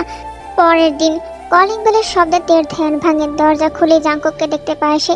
দৌড়ে জাংকুকের জন্য শরবত বানিয়ে নিয়ে আসে। জাংকুককে দিয়ে তে নিজের কিছু আবদার মেটাবে, এই জন্য তার এসব করা। জাংকুক ফ্রেশ হয়ে এসে সবে মাত্র বিছানায় বসেছে, এরই মধ্যে তে তার সামনে এসে ঘুরঘুর করতে থাকে। জাংকুকের অবশ্য মনে মনে ভালো লাগছে, কিন্তু সে প্রকাশ করছে না। একটু পর তে এসে বিড়ালের মতো জাংকুকের গা ঘেঁষে বসে পড়ল। আমার একটা আবদার ছিল। বলো কি লাগবে? যতটুকু পড়াশোনা করেছি তারপর থেকে শুরু করতে চাই আবার পড়াশোনা। জাংকুক তের কথা মানতে না চাইলে তে বেলেট নিয়ে বাথরুমের দিকে কান্না করতে করতে চলে যায়। আমার জীবনের, আমার ইচ্ছা অনিচ্ছার যখন কোনো মূল্যই নেই, তাহলে এই জীবন রেখে আমি আর কি করব? এই বলে তে কান্না করতে থাকে বাথরুমের দরজা লাগিয়ে। জাংকুক এই মুহূর্তে কি করবে বুঝতে পারছে না। অদ্ভুত অস্থিরতা তার সমস্ত শরীরে কাঁপছে। জাংকুক চিৎকার করে তেকে মানাতে শুরু করলো। সে তের সব কথা শুনতে রাজি, তারপরে যেন নিজের কোনো ক্ষতি না করে। অবশেষে তে দরজা খুলে বের হয়। জাংকুক তের হাত থেকে বেলটা ফেলে দিয়ে তের কপালে গালে চুমু খেয়ে জড়িয়ে ধরে। অস্থির কণ্ঠে শুধায়, এভাবে কেউ পাগলামি করে? ভয়ে জাংকুকের বুক এখনো কাঁপছে। তের এরকম আচরণে জাংকুকের তের প্রতি প্রচণ্ড রাগ উঠলেও জাংকুক কিছু বলার সাহস করে না। যদি আবার কিছু করে বসে, তে জাংকুকের দুর্বলতার সুযোগ খুব ভালোভাবেই নিচ্ছে। পরের দিন জাংকুক তার বাবার অনুমতি চাওয়ার জন্য তের পড়াশোনার কথা বলতে গেলেই বাবার ছেলের মধ্যে বেশ কয়েক দফা কথায় কাটাকাটি হয়ে যায়। অনেক হয়েছে বাবা, একটা ছোট বিষয় নিয়ে আর কত অশান্তি করবে তুমি? তে শুধু পড়তে চেয়েছে, আর কথায় কথায় তেকে মারতে আসা বন্ধ করো প্লিজ। ও আমার স্ত্রী, যা শাস্তি দেওয়ার সেটা আমি দেব। আর রইল কলেজে ভর্তি হওয়ার ব্যাপার, আমি তোমার অবাধ্য হতে বাধ্য বাবা। জাংকুকের এত কড়া কথা শুনে সুগা বাকরুদ্ধ হয়ে যায়। এই প্রথম জাংকুক তার বাবার সাথে এতটা রুক্ষ আচরণ করলো। অতঃপর জাংকুক নিজেই তেকে কলেজে ভর্তি করিয়ে দিয়ে আসে।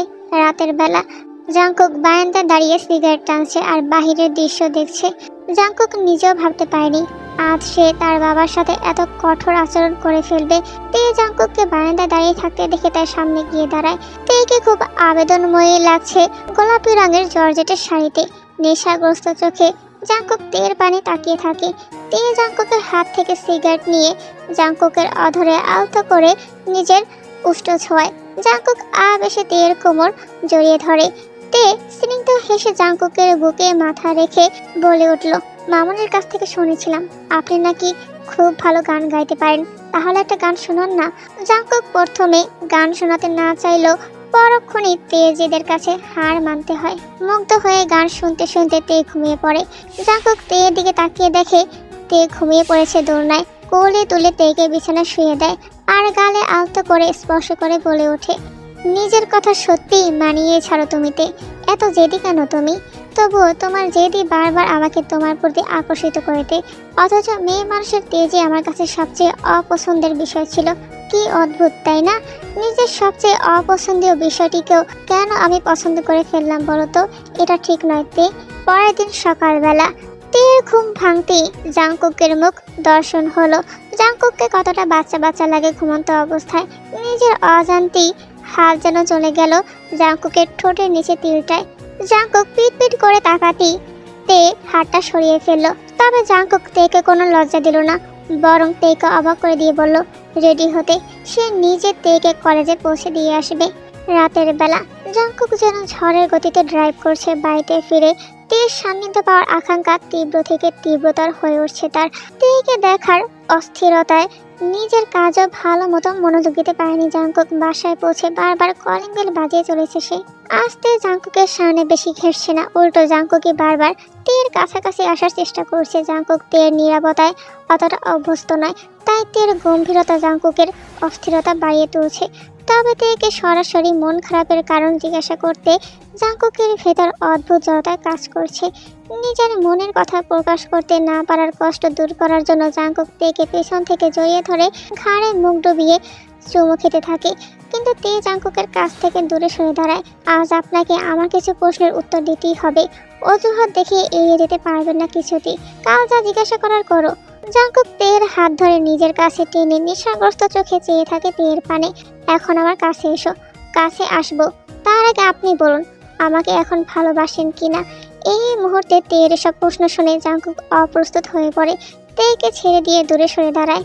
তের প্রতি যে তার এক অন্যরকম অনুভূতি আছে সেটা জাংকুক জানে, কিন্তু নিজের মনের অজান্তে সৃষ্ট সেই অনুভূতির কোনো নাম সে দিতে রাজি না। জাংকুক গম্ভীর কণ্ঠে বলতে থাকে, কি সব অবান্তর প্রশ্ন করছো তুমি? আমার স্ত্রী তুমি, কিন্তু তোমাকে আমি এসব প্রশ্ন করার কোনো অধিকার দেইনি। যদি ভালো নাই বেসে থাকেন তাহলে এক শব্দে বলে দেন যে ভালোবাসি না। ভনিতা করছেন কেন? পেঁচানো লোক কোথাকার। আপনি আমাকে ভালোবাসেন এটাই সত্যি। জাংকুক নিজের মনের বিরুদ্ধে গিয়ে বলে ওঠে, তোমাকে তো আমি বিয়ের প্রথম রাতেই বলেছি তে, তুমি কখনো আমার ভালোবাসা পাবে না। তোমাকে আমি ভালোবাসার জন্য বিয়ে করিনি, তুমি শুধু আমার সম্পত্তি, ব্যাস। আমি তোমাকে ভালোবাসি না তে, তুমি শুধুমাত্র আমার ভোগের বস্তু আর কিছুই না। দুদিন তোমার আবদার মেনে নিয়েছি বলে নিজেকে এত গুরুত্বপূর্ণ ভাবার কোনো প্রয়োজন নেই। তে ঘৃণা নিয়ে জাংকুকের পানে চেয়ে রয়েছে, তবে তার চোখ দুটো খানিকটা ছলছল করছে। জাংকুকের দিকে তাকিয়ে তাচ্ছিল্য স্বরে বলে, তাহলে নিজের চাহিদা মিটিয়ে শুয়ে পড়ুন, কাল আমার কলেজে যেতে হবে। তের সব কঠিন কথা জাংকুক সহ্য করতে না পেরে রেগে লাইট অফ করে পাশ ফিরে শুয়ে পড়ে। মন প্রচণ্ড পরিমাণে অশান্ত হয়ে আছে তার। কি দরকার ছিল তের আজ এসব প্রশ্ন করে তাকে অপ্রস্তুত করার? সব তো ভালোভাবেই চলছিল, এভাবেই থাকতো সব কিছু। তে পরের দিন কলেজে গিয়ে ম্যামের সাথে কিছুক্ষণ কথাবার্তা বলে। জাংকুকের ফোনে একটা মেসেজ দেয়, আমি চলে যাচ্ছি আপনাকে ছেড়ে। আপনি যেহেতু আমাকে ভালোবাসেন না, তাই আমি আপনাকে ভালোবাসবো না, আপনার সাথে থাকবো না। আপনি আপনার ইগো নিয়েই থাকেন, টাটা বাই বাই। মেসেজটা পরে জাংকুকের মাথায় বাজ পড়ে। ঝড়ের গতিতে ড্রাইভ করে জাংকুক ছুটে এসে বাড়িতে এসে দেখে তে সত্যিই বাড়িতে নেই। তের ফোনে বারবার কল করে, কিন্তু তে বারবার জাংকুকের কল কেটে দিচ্ছে। জাংকুক অনেক খোঁজ নিয়ে অবশেষে তের খবর পায়। তে একটা হোস্টেলে উঠেছে। দারোয়ানের কাছে অনেক রিকোয়েস্টের পর তের সাথে দেখা করার সুযোগ পায়, কিন্তু তে সরাসরি জানিয়ে দেয়, আপনি নিজে ভালোবাসবেন না, আবার ঠিকই ভালোবাসা চান। শুনেন মিস্টার মেজর, আমি আপনাকে কোনোদিন ভালোবাসিনি। আমি এতদিন অত্যাচার থেকে বাঁচার জন্য অভিনয় করেছি শুধু। অতঃপর জাংকুক ব্যর্থ হয়ে বাড়ি ফিরে আসে। এইদিকে তে হোস্টেল থেকে বেডে শুয়ে জাংকুকের সাথে কাটানো মুহূর্তগুলো স্মরণ করতে থাকে। বারবার জাংকুকের মুখশ্রী চোখের সামনে ভেসে আসছে। এই মেজর এতদিন আমাকে সামনাসামনি শান্তি দেয়নি, এখন আমার ভাবনা এসে অশান্তি করছে। অন্যদিকে জাংকুক শাওয়ারের নিচে দাঁড়িয়ে নিজের মাথা ঠান্ডা করার চেষ্টা করছে। তীর বলা কথাগুলো তার হৃদয়ে ছুরির মতো আঘাত করলো বোধহয়। আজ নিজের রুমে তার বড্ড দম বন্ধ অনুভূতি হচ্ছে। সারা রুম জুড়ে তার তের স্মৃতি ভেসে বেড়াচ্ছে। জাংকুক যখন নিজের শার্ট বের করবে তখনই তের ফেলে যাওয়া জিনিসগুলো তার চোখে পড়ে। তে জাংকুকের দেওয়া সব জিনিস রেখে গেছে। হঠাৎ জাংকুকের দৃষ্টি যায় তের বিয়ের শাড়ির দিকে। জাংকুক কত শখ করে তের জন্য বিয়ের সময় কিনে নিয়েছিল। জাংকুক তের শাড়িটি বুকে জড়িয়ে ধপ করে ফ্লোরে বসে পড়ে। চোখের সামনে ভেসে ওঠে কিছু স্মৃতি যা জাংকুক ছাড়া আর কেউ জানে না। কাউকে নিজের হৃদয়ের এই অমূল্য স্মৃতিগুলো সে জানতে দেয়নি। জাংকুক আজ থেকে কয়েক মাস আগের ঘটনাগুলো স্মৃতিচারণ করতে থাকে, যখন প্রথমবার তের সাথে দেখা হয়েছিল। মাদক বিরোধী এক অভিযানের জন্য তাকে একটি গ্রামে পাঠানো হয়েছিল। জাংকুক জিপ গাড়িতে করে গ্রামের মনোরম পরিবেশ অবলোকন করতে করতে আর্মি ক্যাম্পের দিকে যাচ্ছিল। হঠাৎই তার দৃষ্টি নিবদ্ধ হলো নদীর তীরে ছোটাছুটি করা তের দিকে। জাংকুক না চাইতেও নিজের আনমনেই গাড়ি ব্রেক করে সেদিকে দৃষ্টিপাত করলো। জাংকুক মুগ্ধ হয়ে সেদিকে কতক্ষণ চেয়েছিল সেটা তার জানা নেই। হুঁশ ফিরে এলে নিজের এই অনুভূতির জন্য তার নিজের উপরই প্রচণ্ড রাগ হলো।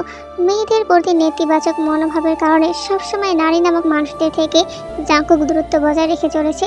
অগত্যা নিজের মুগ্ধতাকে মাটি চাপা দিয়ে জাংকুক আর্মি ক্যাম্পের দিকে রওনা হয়। অভিযান চালান করলে শোবিনকে অপরাধী ভেবে তারা তুলে নিয়ে যায় নিজেদের ক্যাম্পে। কিছুক্ষণ পরে শোবিনের বাবা সেখানে ছুটে এসে আকুতি মিনতি করতে থাকে।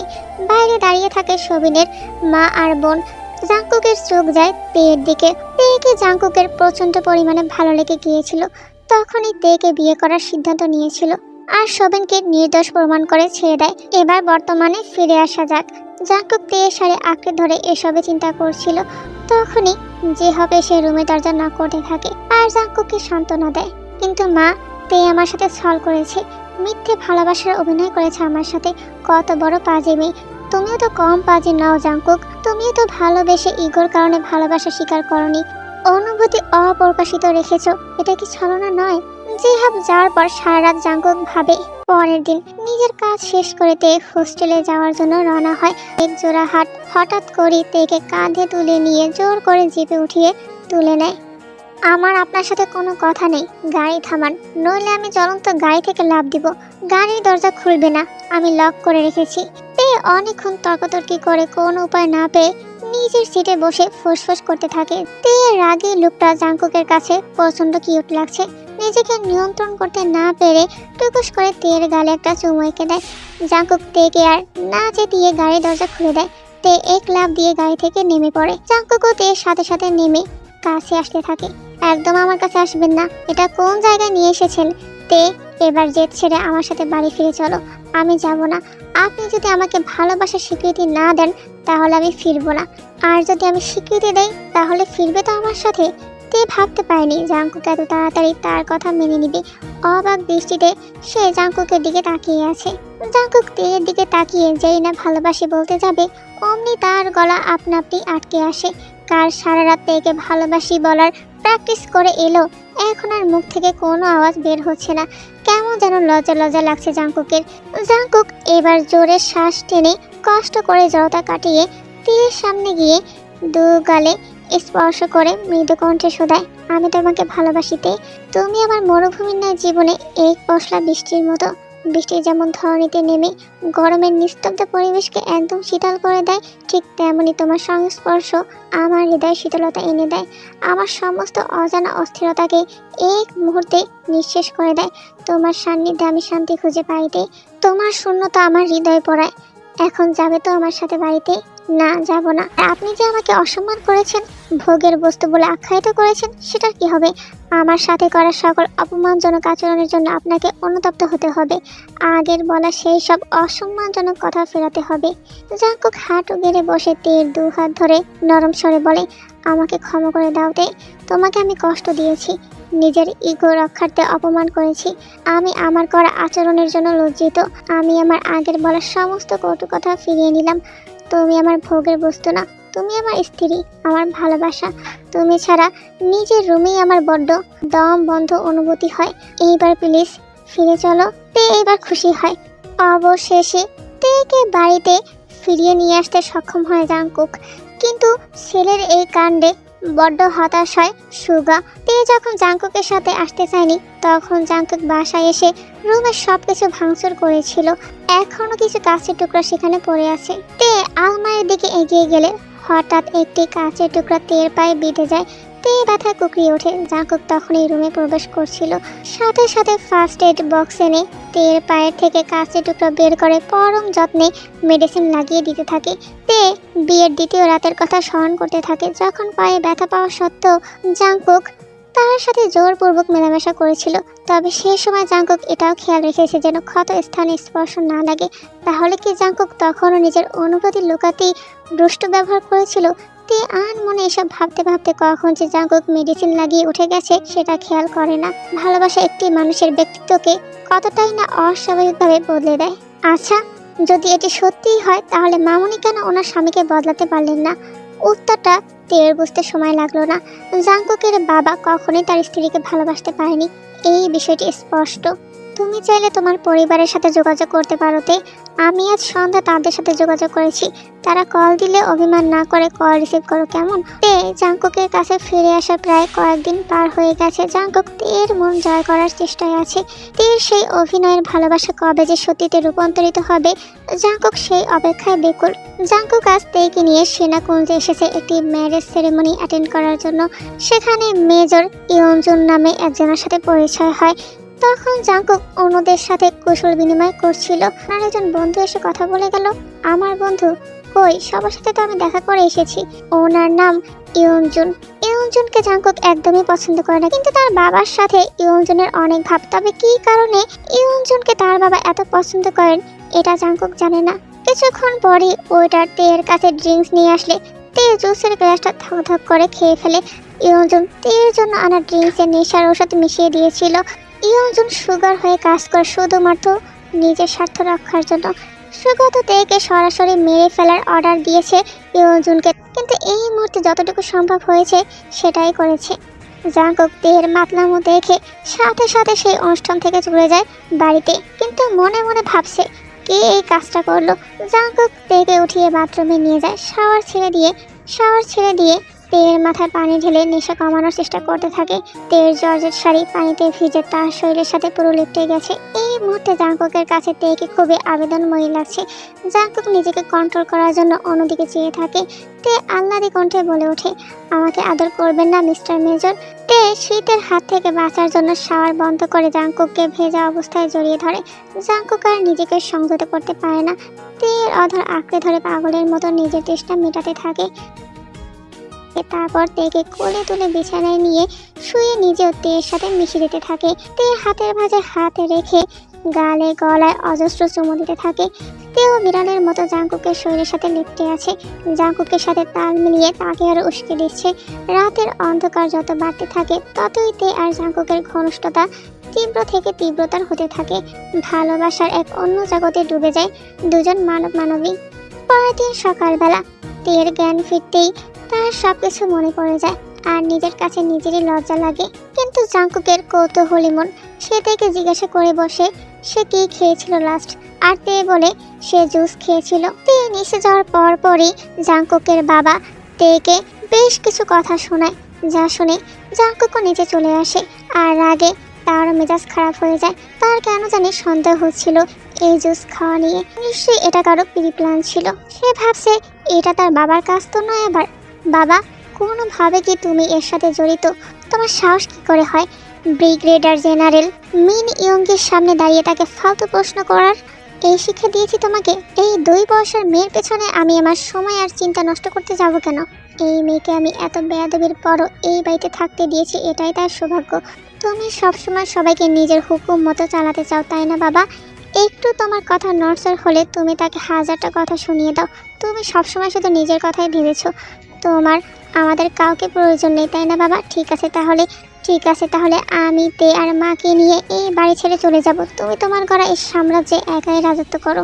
জাংকুক তার মা আর তেকে নিয়ে বাড়ি ছেড়ে চলে যায়। সুগা মনে করছে তে জাংকুকের ব্রেন ওয়াশ করে জাংকুককে তার থেকে দূরে সরিয়েছে, কিন্তু জাংকুক তো অন্য কারণে বাড়ি থেকে সবাইকে নিয়ে চলে গেছে। এদিকে জাংকুক তে আর তার মাকে কোয়ার্টারে পৌঁছে দিয়ে কাইকে ফোন করে দেখা করতে বলে। রাতের বেলা জাংকুক রুমের বসে একের পর এক সিগারেট টানছে। যেসব সন্দেহজনক কর্মকাণ্ডের খোঁজ সে তার বাবার বিরুদ্ধে পেয়েছে, তার এই বিন্দু যদি সত্যি প্রমাণিত হয় তাহলে সে কিছুতে এই মানসিক ধাক্কা সহ্য করতে পারবে না। নিজের বাবাকে এত বছর ধরে সে নিজের আদর্শ ভেবেছে। জাংকুক কাইয়ের মাধ্যমে সব খোঁজ খবর নিয়ে জানতে পারে। অবশেষে জানতে পারলো এটা ইয়ঞ্জুন। জাংকুক তার কৌশলগুলো ইউজ করে ইয়ঞ্জুনের কল লিস্ট চেক করে আর দেখতে পায় তার বাবার সাথে ইয়ঞ্জুনের কথোপকথনের সময়। মনের মধ্যে সৃষ্ট কৌতূহল থেকে জাংকুক সুগার কেবিনের তল্লাশি করার সিদ্ধান্ত নেয় এবং তল্লাশি করতে থাকে অনেকক্ষণ। অনেক খোঁজার পর একটা অদ্ভুত ডায়েরি খুঁজে পায়। কোড ল্যাঙ্গুয়েজে বিভিন্ন বিষয় ডায়েরিতে লেখা ছিল, যার আগা মাথা বোঝার জন্য জাংকুকের অনেক রিসার্চ করতে হয়। জাংকুক সেই ডায়েরির ছবি তুলে তার বাবার কেবিন থেকে বের হয়ে যায়। এখন সে আর সুগাকে সরাসরি কিছু জিজ্ঞাসা করবে না। জাংকুকের মনে এখন অন্য আরেক সন্দেহ ঢুকেছে। আচ্ছা, তার বাবা কি সেনাবাহিনীর আদর্শের বিরুদ্ধে গিয়ে কোনো অকারেন্স করছেন? জাংকুকের বুকটা ধক করে ওঠে। না, তার বাবা যতই উগ্র মানসিকতার হোক এতটা নিচে নামতে কিছুতেই পারবে না সে। জাংকুক অন্য মনস্ক হয়ে এগুলোই ভাবছিল। এরই মধ্যে হঠাৎই তের শরীর খারাপ হয়ে যায়। জাংকুক পরের দিনই তেকে দেখাতে ডক্টরের কাছে নিয়ে যায়। তে হসপিটাল থেকে বের হয়ে গাড়ির সামনে দাঁড়ায় আর জাংকুক রিপোর্টগুলো আনার জন্য একটু দেরি হয় আসতে। জাংকুক বাইরে আসতেই হঠাৎ তের মুখশ্রীতে লেজার লাইট লক্ষ্য করে। সাথে সাথেই বুঝতে পারে কেউ নিশানা ঠিক করছে তেকে শ্যুট করার জন্য।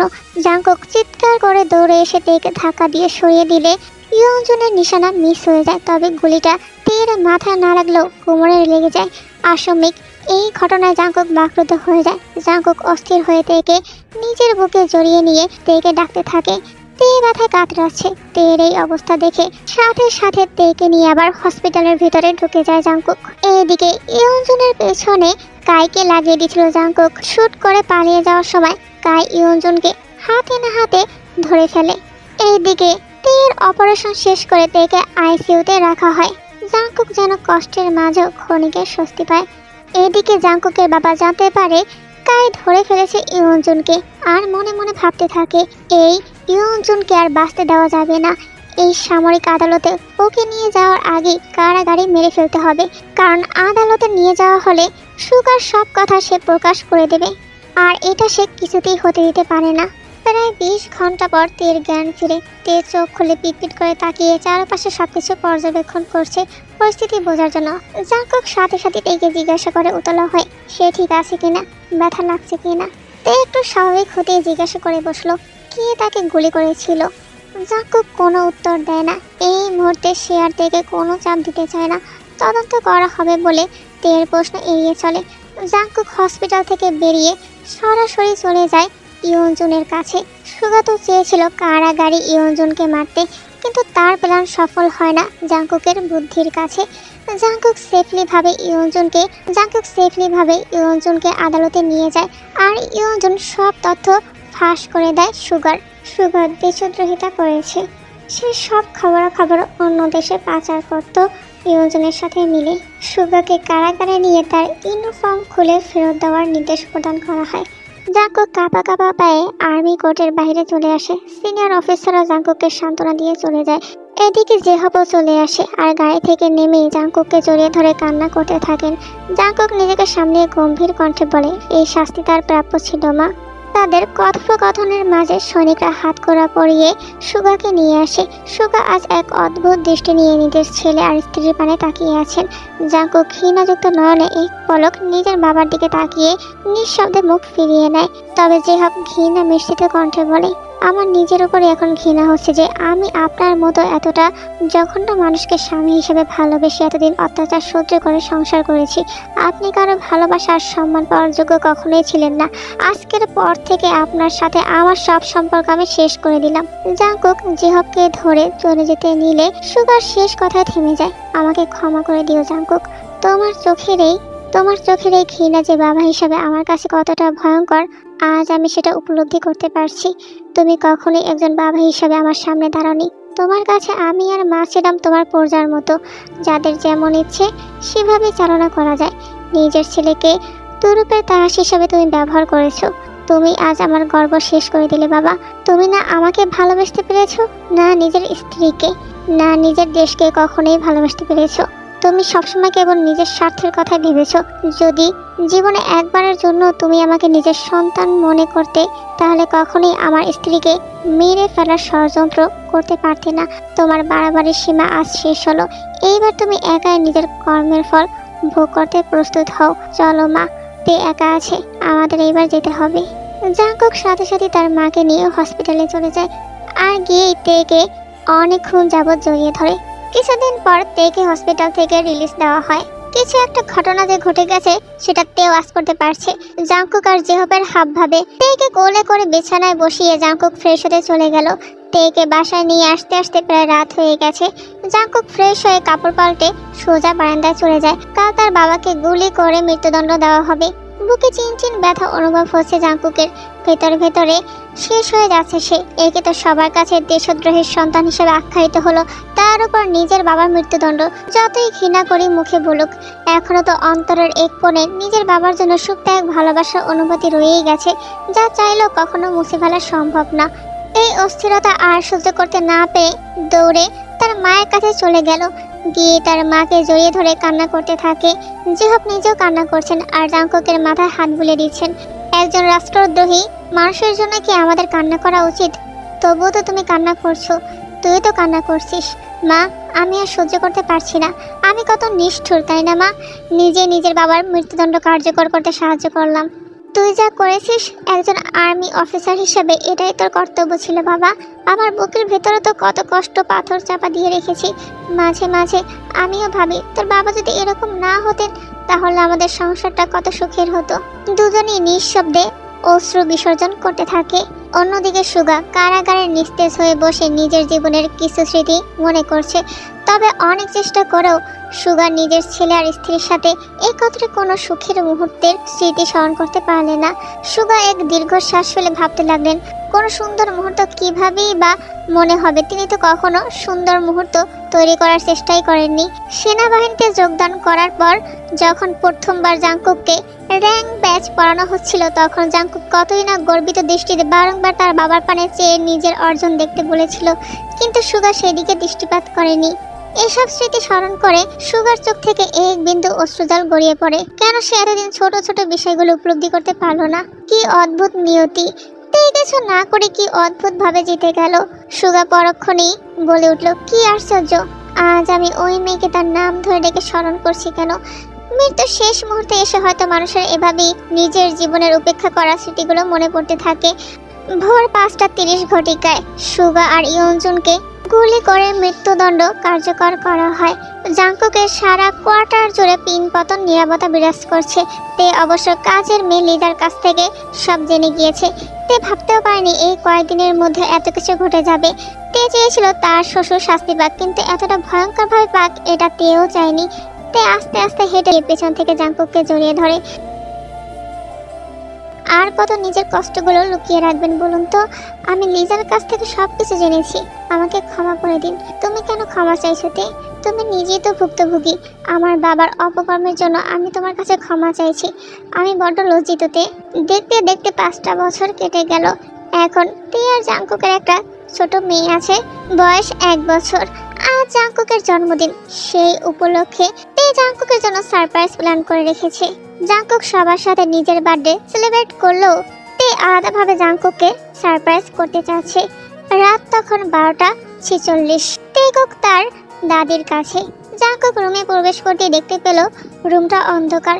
তে সাথে সাথে একটা মোমবাতি জ্বালিয়ে দেয়। জাংকুক সেদিকে তাকায় আর দেখতে পেল তেকে বেশ আবেদনময়ী লাগছে। তে, এসব কি?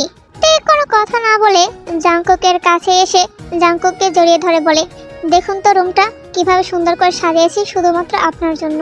হ্যাঁ, সবকিছু বেশ সুন্দর হয়েছে, কিন্তু তোমার উপর থেকে আমি চোখ ফেরাতে পারছি না। মনে হচ্ছে আকাশের চাঁদ এখন আমার ঘরে। বলে জাংকুক তের কোমরে হাত দিয়ে নিজের সাথে মিশিয়ে নেয়। এই যে এখন না, আপনার জন্য খাবার রান্না করেছি আপনার পছন্দের, আগে সেগুলো খান। আমি খুব ক্ষুধার্ততে, কিন্তু আমার ওই খাবারে পেট ভরবে না, মনও ভরবে না। তে বুঝলো জাংকুকের কথার অর্থ। মুহূর্তে লজ্জারা এসে ভিড় করলো। তে কিছু বলে ওঠার আগেই জাংকুক নিজের উষ্ঠদয় তের উষ্ঠদয়ের সাথে মিলিয়ে দেয়। তেও আর বাধা প্রদান করে না জাংকুককে।